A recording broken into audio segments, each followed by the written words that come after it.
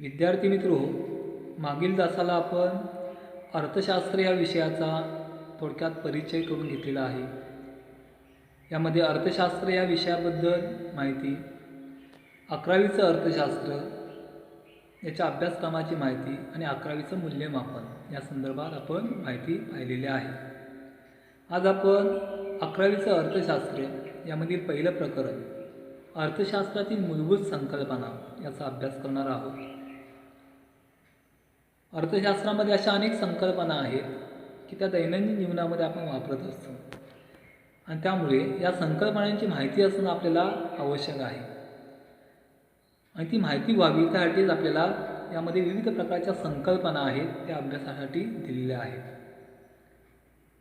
आजच्या आधुनिक कालखंडाचा विचार केला तर या आधुनिक कालखंडामध्ये सतत नवनवीन वैज्ञानिक शोध व नवीन गोष्टी शोधून काढणे या बाबींचा ठसा आजच्या जगावरती उमटलेला आहे.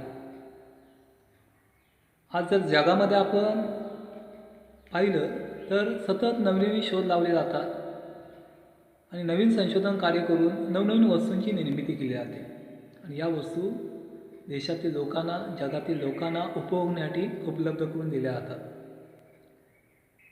ही संशोधन कार्य शेती क्षेत्रामधील असतील, औद्योगिक क्षेत्रामधील, सेवा क्षेत्रामधील, तांत्रिक क्षेत्रामधील अशा विविध क्षेत्रामध्ये सतत नवनवीन शोध लावण्याचा प्रयत्न व्यक्ती या ठिकाणी करत असते.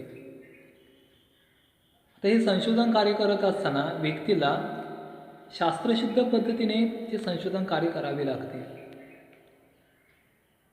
आणि एखाद्या गोष्टीचा शोध लावावा लागतो किंवा एखादी गोष्ट शोधून काढावी लागते. त्यामुळे प्रथमतः आपण शास्त्र म्हणजे काय, कारण अनेक विषयांचा जर आपण विचार केला तर त्याच्या पाठीमागे शास्त्र हा शब्द जोडला जातो.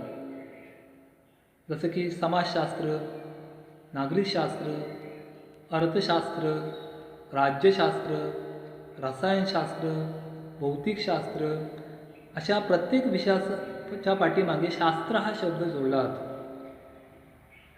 आणि त्यामुळे शास्त्र म्हणजे नेमकं काय या प्रश्नाचा शोध लावण्याचा आपण प्रयत्न करत असतो. तर शास्त्रातील लक्षणीय प्रगतीमुळे आज शास्त्र ही संकल्पना सतत बदलत आहे आणि त्यामुळे आपल्याला शास्त्र म्हणजे नेमकं काय हे जाणून घेण्याची उत्सुकता आपल्या मनामध्ये निर्माण झालेली आढळून येते आणि म्हणून आपण प्रथमतः शास्त्र म्हणजे काय याचा अभ्यास या ठिकाणी करणार आहोत. शास्त्र ही एक पद्धतशीर मांडणीची ज्ञान शाखा मानली जाते. म्हणजेच शास्त्राचा जर आपण विचार केला तर त्या ठिकाणी एखाद्या गोष्टीचा अभ्यास करत असताना शास्त्रशुद्ध पद्धतीने अभ्यास केला जातो. म्हणजेच एखादी विशिष्ट घडण्यामागील कारणं काय असतील, ती का घडली असेल, त्यामागची कारणं काय असू शकतात, ती घडल्यानंतर त्याचे परिणाम काय झालेले असतील किंवा काय झाले आणि होणारे परिणाम कमी करण्यासाठी कोणत्या प्रकारच्या उपाययोजना कराव्यात. तर अशा पद्धतीने एखाद्या घटकाबद्दल चौकस शास्त्रशुद्ध पद्धतीने विचार केला जातो आणि हा विचार करत असताना शास्त्रशुद्ध पद्धतीने एखाद्या विषयाबद्दल माहिती मिळवली जाते आणि ती मिळवण्यासाठी प्रथमतः एखादी समस्या निवडली जाते आणि समस्या निवडल्यानंतर त्या समस्येची उद्दिष्टे ठरवणे आणि उद्दिष्ट ठरवून झाल्यानंतर ती उद्दिष्ट साध्य करण्यासाठी लागणारी माहिती आहे ती संकलित करणे, संकलित केलेल्या माहितीचं वर्गीकरण करणे, विश्लेषण करणे आणि शेवटी अनुमान काढणे या पद्धतीची प्रक्रिया शास्त्रामध्ये केली जाते. आणि म्हणून म्हटलं जातं की शास्त्र ही एक पद्धतशीर मांडणीची ज्ञान शाखा आहे. तर शास्त्राचे मुख्य दोन प्रकार या ठिकाणी सांगितले जातात. एक म्हणजे नैसर्गिक शास्त्र आणि दुसरं सामाजिक शास्त्र. असं दोन भागांमध्ये शास्त्राचे वर्गीकरण या ठिकाणी केलेले आपल्याला पाहायला मिळते. तर त्यामध्ये प्रथमतः आपण नैसर्गिक शास्त्र म्हणजे काय याचा अभ्यास करूया. नैसर्गिक शास्त्र म्हणजे काय, तर ज्या शास्त्रातील नियमांना वैश्विक मान्यता आहे आणि या नियमांची सत्यता बंदिस्त प्रयोगशाळेत नियंत्रणांतर्गत पडताळून पाहता येते. अशा शास्त्राला नैसर्गिक शास्त्र असे म्हटले जाते. म्हणजे ज्या शास्त्रातील नियमांना वैश्विक मान्यता असते, म्हणजे जेव्हा एखादं संशोधन कार्य केलं जातं त्यावर आधारित नियम तयार केला जातो की या नियमांना वैश्विक मान्यता असलेली आढळते. हे तो नियम पूर्ण जगाला लागू पडताना आपल्याला दिसून येतो किंवा सर्व व्यक्तींना लागू होताना आढळून येतो. नैसर्गिक शास्त्रातील नियमांना वैश्विक मान्यता असते आणि हे जे काही नियम तयार केले जातात हे या नियमांची सत्यता आहे ही बंदिस्त प्रयोगशाळेत नियंत्रणांतर्गत आपल्याला पडताळून पाहता येते. म्हणजे नैसर्गिक शास्त्रामध्ये नियम तयार करत असताना तो नियम तयार करण्यासाठी बंदिस्त वातावरणामध्ये त्या एखाद्या विशिष्ट घटकावरती प्रयोग केले जातात आणि प्रयोग करून त्यातून अनुमानं काढले जातात, निष्कर्ष काढले जातात की हे निष्कर्ष किंवा ती अनुमानं सर्व जगाला लागू होणारी असतात. म्हणजे नैसर्गिक शास्त्राचा जर आपण विचार केला तर नैसर्गिक शास्त्रामध्ये प्रयोग व अनुमान यावर आधारित अभ्यासामुळे या शास्त्राला तंतोतंत शास्त्र म्हणून देखील ओळखले जाते. म्हणजे नैसर्गिक शास्त्राला तंतोतंत शास्त्र असं देखील म्हटले जाते कारण जे नियम तयार केले जातात ते नियम प्रयोगशाळेमध्ये पडताळून पाहिले जातात की त्या पद्धतीचा बदल त्या ठिकाणी होतो का नाही हे प्रयोगशाळेमध्ये बंदिस्त वातावरणामध्ये ते पडताळून पाहिले जातात आणि ते पाहून नंतर तो नियम तयार केला जातो आणि हा नियम सर्वांना लागू होणारा असतो. तर नैसर्गिक शास्त्रामध्ये अनेक वेगळ्या प्रकारची शास्त्र म्हणजे विषय येतात. त्यामध्ये गणित, पदार्थविज्ञान, रसायनशास्त्र, भौतिकशास्त्र, भूगर्भशास्त्र, खगोलशास्त्र, वनस्पतीशास्त्र या सर्व शास्त्रांचा समावेश नैसर्गिक शास्त्रामध्ये केला जातो. कारण या प्रत्येक विषयामध्ये जे काही संशोधन कार्य केलं जातं ते प्रयोगशाळेमध्ये नियंत्रणांतर्गत किंवा नियंत्रित वातावरणामध्ये त्या ठिकाणी त्या विशिष्ट घटकावरती प्रयोग करून अनुमानं काढले जातात, निष्कर्ष काढले जातात आणि त्यावर आधारित नियम तयार केले जातात. हे नियम सर्वांना लागू होणारे असतात. उदाहरणार्थ समजा की आपल्याला मातीचं परीक्षण करायचं आहे, म्हणजे ती माती कोणत्या प्रकारची आहे, त्यामध्ये सुपीकता किती आहे किंवा इतर घटक त्या मातीमध्ये किती आहे हे आपल्याला अभ्यासायचं असेल तर याचा अभ्यास भूगर्भशास्त्रामध्ये या ठिकाणी केला जातो. म्हणजेच मातीचे थोडेसे नमुने घेऊन ही माती प्रयोगशाळेमध्ये आणली जाते, तिचं परीक्षण केलं जातं आणि त्यामध्ये कोणकोणत्या प्रकारचे घटक आहेत ते या ठिकाणी अभ्यासले जातात. त्याच पद्धतीने वनस्पतीशास्त्राचा जर आपण विचार केला तर तशाच पद्धतीने वनस्पतींचा देखील अभ्यास आहे. हा करण्यासाठी एखादी विशिष्ट वनस्पती निवडली जाते, प्रयोगशाळेमध्ये आणली जाते आणि तिचं संशोधन कार्य म्हणजे बारकाईने अभ्यास या ठिकाणी त्या बंदिस्त वातावरणामध्ये केला जातो. त्याच पद्धतीने आपल्याला पदार्थविज्ञान म्हटलेलं आहे, पदार्थ विज्ञानशास्त्र. तर पदार्थ विज्ञानशास्त्रात अनेक वेगळ्या प्रकारचे पदार्थ येतात आणि त्यांची पडताळणी केली जाते. उदाहरणार्थ समजा आपल्याला पाण्याची तपासणी करायची आहे, पाण्यामध्ये कोणते घटक आहेत, ते पाणी पिण्यायोग्य आहे की नाही किंवा ते पाणी शेतीला उपयुक्त ठरेल की नाही, अशा अनेक गोष्टी जर आपल्याला पडताळून पाहायच्या असतील तर पाण्याचे नमुने आणले जातात, ते प्रयोगशाळेमध्ये तपासले जातात आणि त्यामध्ये कोणत्या प्रकारचे घटक आहेत त्या ठिकाणी दर्शवले जातात.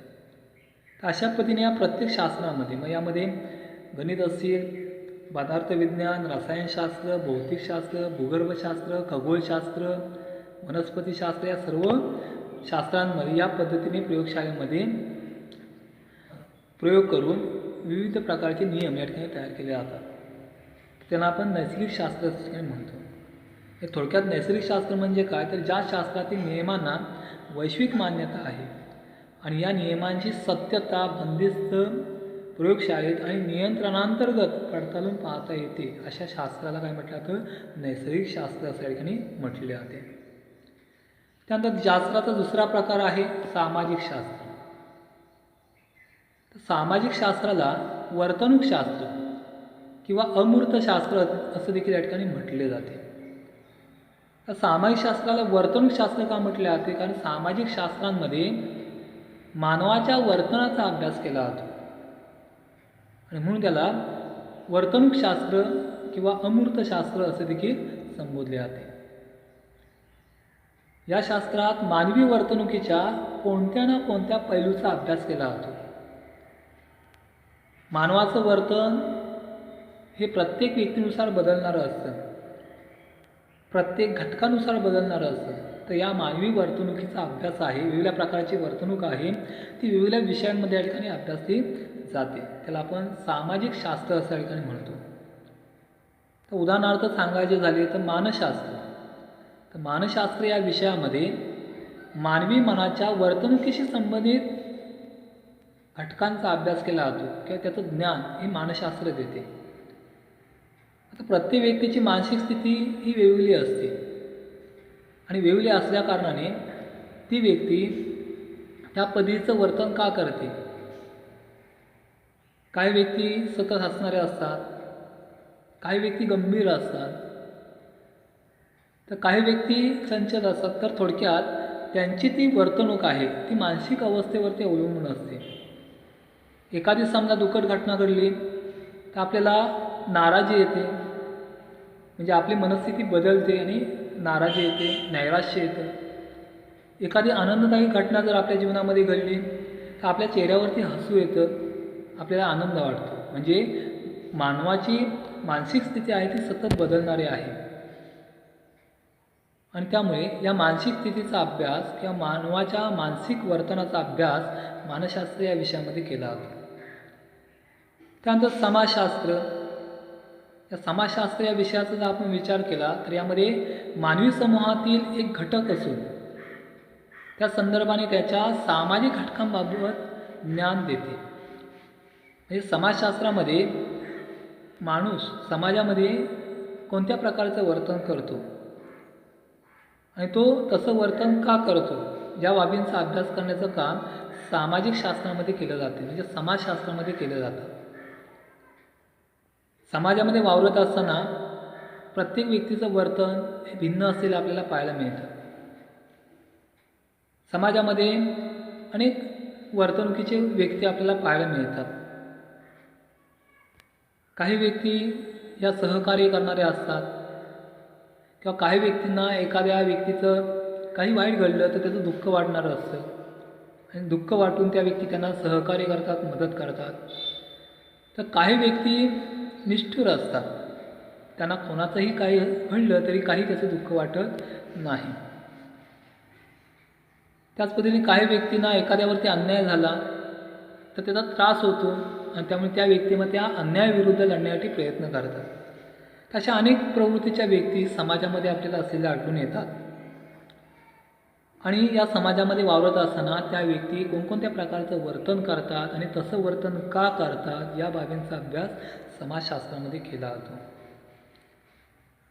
अर्थशास्त्र याचा जर आपण विचार केला तर अर्थशास्त्रामध्ये मानवाची आर्थिक वर्तणूक अभ्यासली जाते.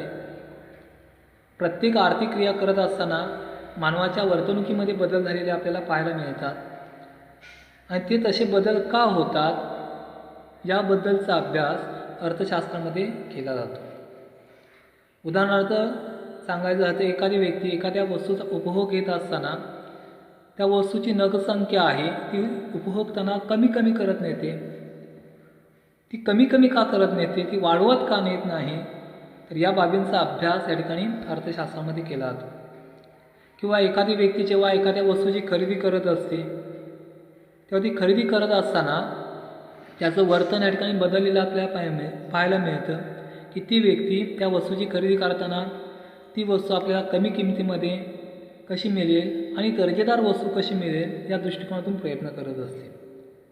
तर असं वर्तन ती का करते किंवा वस्तूची किंमत वाढल्यानंतर ती व्यक्ती त्या वस्तूची मागणी कमी करते आणि जर त्या वस्तूची किंमत कमी झाली तर त्या वस्तूच्या मागणीमध्ये ती वाढ करते. असं वर्तन ती का करते, तर या अशा आर्थिक वर्तणुकीचा अभ्यास आहे, हा अभ्यास अर्थशास्त्रामध्ये केला जातो.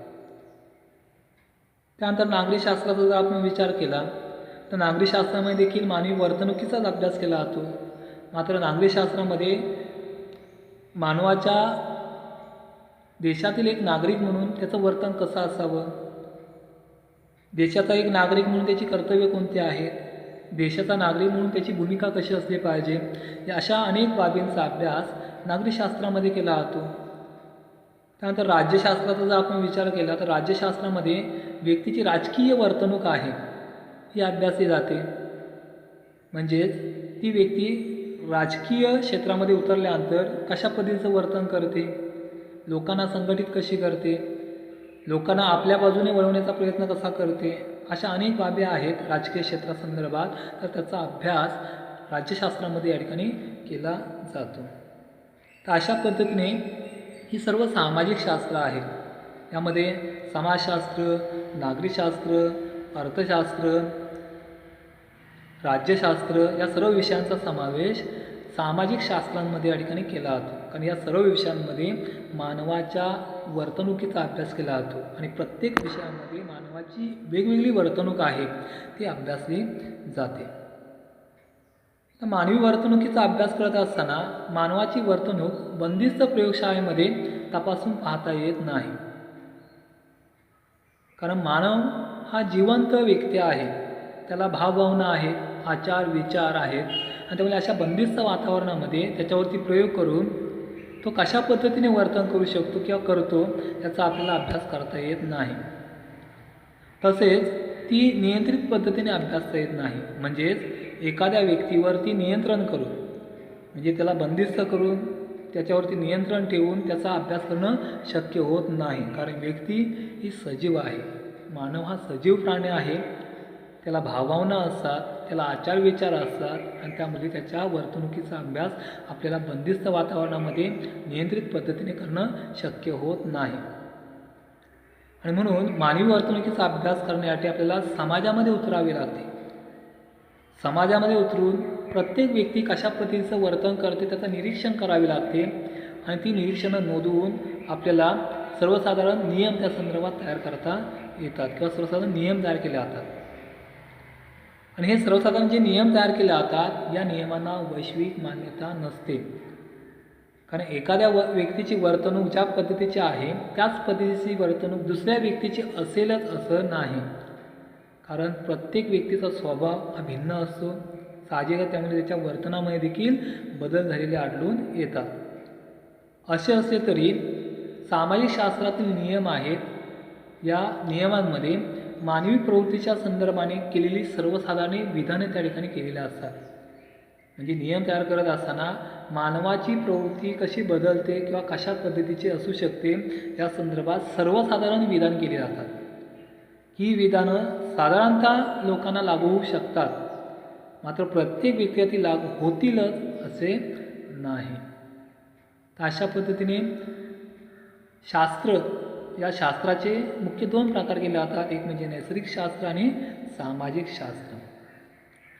तर आज आपण या तासाला शास्त्र म्हणजे नक्की काय आणि शास्त्राचे मुख्य 2 प्रकार आणि त्यामध्ये कोणकोणत्या विषयांचा समावेश होतो याचा अभ्यास आज आपण केलेला आहे.